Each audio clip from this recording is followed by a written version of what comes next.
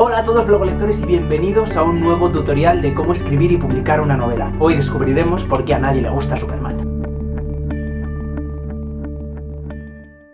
En realidad vengo a hablaros sobre los personajes. Muchos de vosotros me habéis dejado dudas en los comentarios sobre cómo crear unos personajes más reales o sobre cómo hacerlos más interesantes para el lector, y hoy voy a intentar resolveros algunas de esas dudas. En primer lugar, debéis saber que los personajes, al menos para mí, son la base fundamental de cualquier historia. Unos buenos personajes construyen cualquier novela, no importa si se desarrolla en la Edad Media o en el espacio o en la actualidad. Creo que un lector puede sentirse muy identificado con una historia solo porque los personajes sienten y sufren y viven y se emocionan igual que él. Al fin y al cabo, una de las maravillas de leer es que te conecta como lector con alguien, aunque sea de papel, que siente igual que tú y te hace sentir un poco menos solo. Lo que debéis tener en cuenta antes de empezar cualquier novela es saber si vuestra historia tiene una base en la trama o en los personajes. A lo mejor tenéis una historia buenísima con unos giros argumentales muy interesantes y lo que necesitáis son personajes que narren esa historia. Sin embargo, a lo mejor lo que tenéis en vuestra cabeza son unos personajes tan reales que parecen de la vida, que queréis descubrir al lector y que de alguna manera necesitáis una trama para que se desarrollen y puedan dar todo el juego que vosotros consideráis que pueden ofrecer.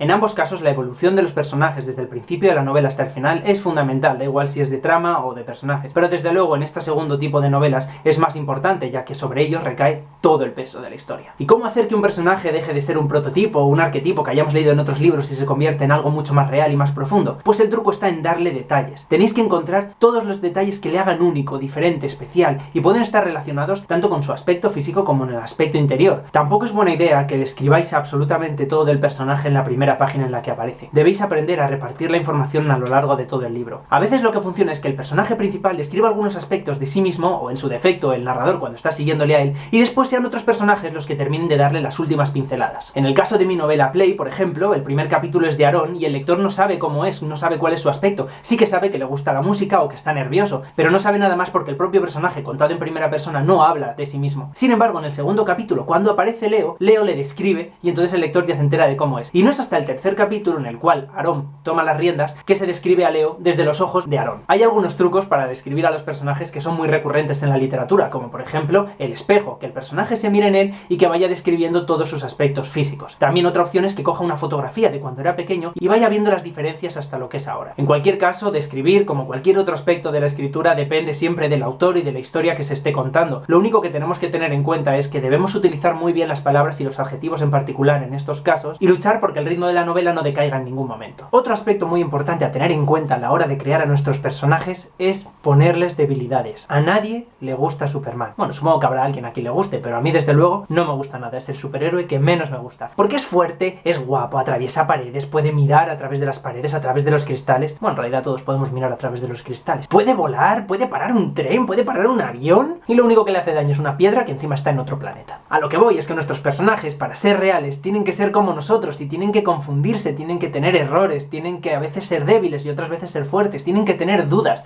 no pueden pasarse la vida siendo fuertes y guapos y atractivos y haciéndolo todo bien y no equivocándose nunca y volando. ¡Ya quiero volar!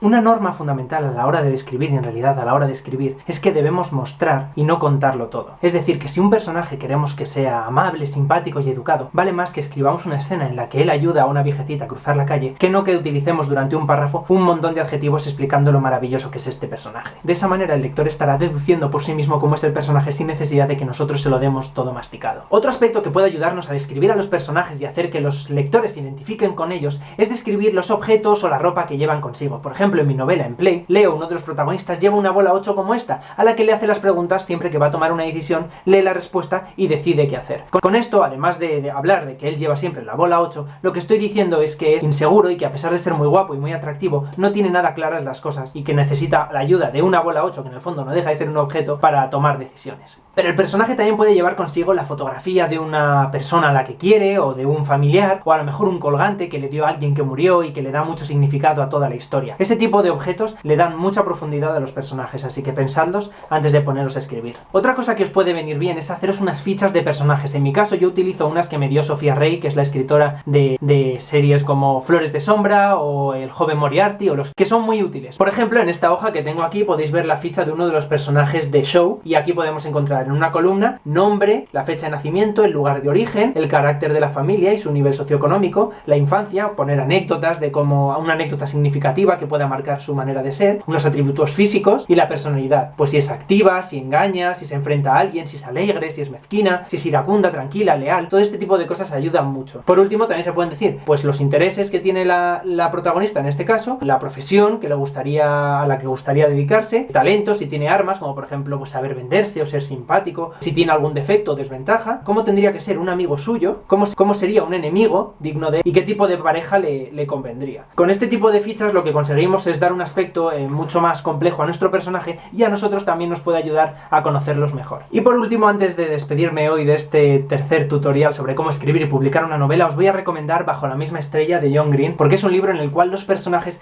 están tan bien definidos que parecen personas reales de verdad. Os va a encantar además, y creo que podéis aprender mucho de él. Y esto ha sido todo por hoy. Muchísimas gracias por estar ahí una vez más. Espero que os haya sido útil este video tutorial sobre cómo escribir y publicar una novela. No os perdáis los anteriores dos que ya colgué, y si os ha gustado pues darle al me gusta y recomendadlo y colgarlo en vuestras redes sociales, y hacer todas estas cosas bonitas, y nos vemos en el próximo videoblog. Hasta luego.